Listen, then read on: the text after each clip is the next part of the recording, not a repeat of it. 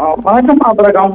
மதுரை மாவட்டம் Alanganallur bus stand மற்றும் ஜல்லிக்கட்டு நடைபெறும் வாடிவாசல் பகுதியில் சுற்றி சென்ற வெறிநாய்கள் அங்கிருந்த 15க்கும் மேற்பட்ட பொதுமக்கள், அதாவது பெண்கள், இளைஞர்கள், மூதாட்டி என ஒரே நாளில் 15க்கும் மேற்பட்டவரை கடித்து குதிரையா பகுதியில் பெரும் பரபரப்பு ஏற்பட்டுள்ளது. ஆபரகம் பரிகாரிய மடத்தில் உடனடியாக அலங்காநல்லூர் ஆரம்ப சுகாதார நிலையத்துக்கு சிகிச்சைக்காக அங்கு கொண்டு செல்லப்பட்டனர். ஆனால் நாய்க்கடி தடுப்பூசி தட்டுப்பாடு காரணமாக டிடிஊசி மற்றும் போடப்பட்டு மதுரை அரசு மருத்துவமனைக்கு சென்று தடுப்பூசி போட்டுக்கொள்ள மருத்துவமனை செய்வதை கூறியதால் அப்பகுதியில் மேலும் பரபரப்பு ஏற்பட்டது. இதனால் காலை 9 மணியிலிருந்து இரவு 12 மணி வரை மே 31 ஒரு நாள் மட்டும் செய்தியை தவிர்த்த மூதாட்டி கதறி அழிய காட்சியில் காண்போரை கண் கலங்கும் வைக்கும் காட்சியாக இருந்தது. அலங்கூர் பகுதியில் ஒரே நாளில் 15 பெற்ற வெறிநாய் கட்டு குதிரை சம்பவ பகுதியில் பெரும் பரபரப்பை ஏற்படுத்தியுள்ளது.